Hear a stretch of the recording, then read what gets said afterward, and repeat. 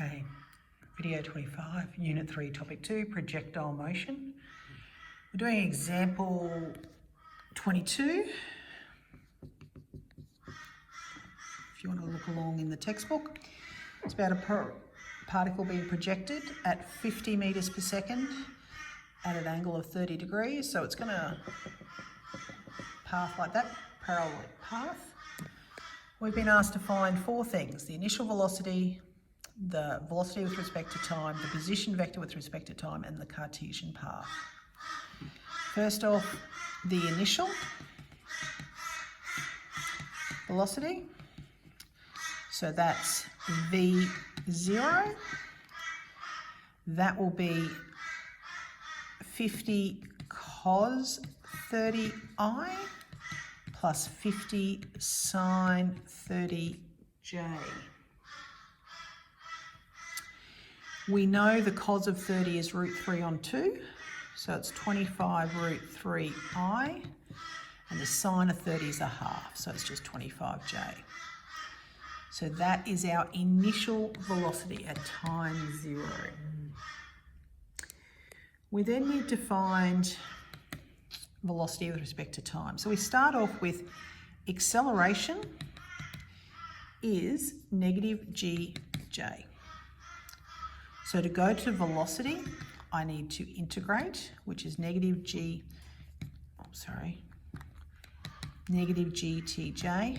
plus c. Now, of course, I can find c because I have the initial velocity. So find c, v0 equals negative g0j plus c, which I know equals 25 root 3i plus 25j.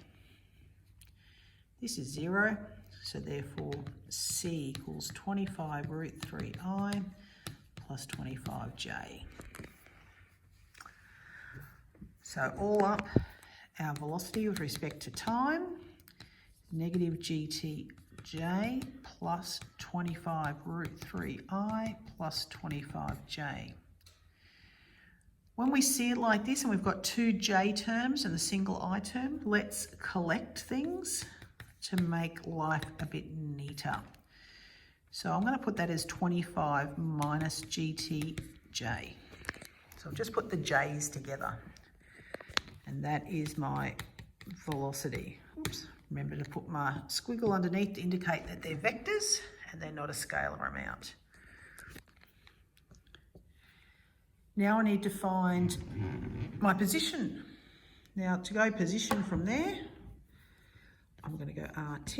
Again, I need to integrate. So 25 root 3 TI plus 25T minus TGT squared on 2 J plus C.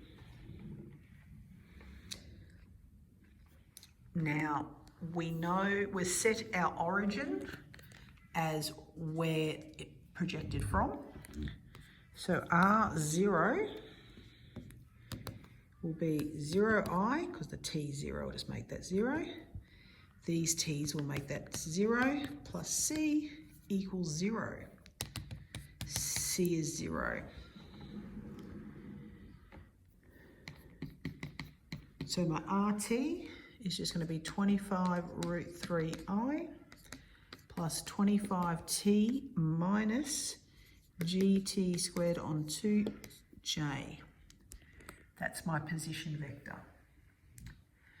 And the final thing I was asked to find was the Cartesian path. To do the Cartesian path, I go from my position vector. This is my x, this is my y. So, I left a t out, didn't I? Got to make sure I don't leave that out. So x equals 25 root 3t. And over here, y equals 25t minus gt squared on 2.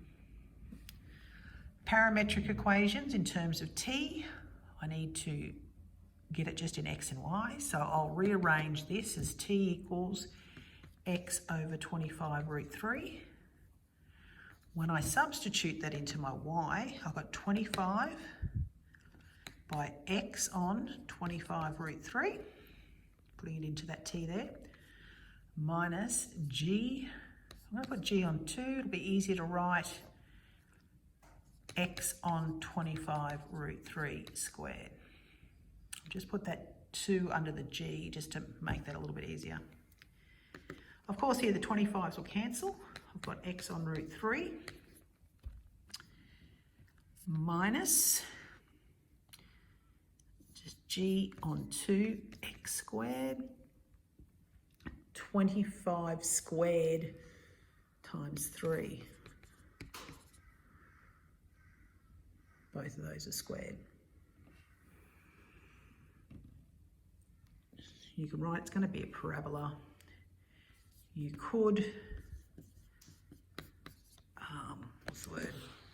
Rationalise the denominator on the first one. Over root 3 becomes root 3 on 3 minus g x squared over 6 by 25 squared, which is 3,750. And so that's my parabola, Cartesian form.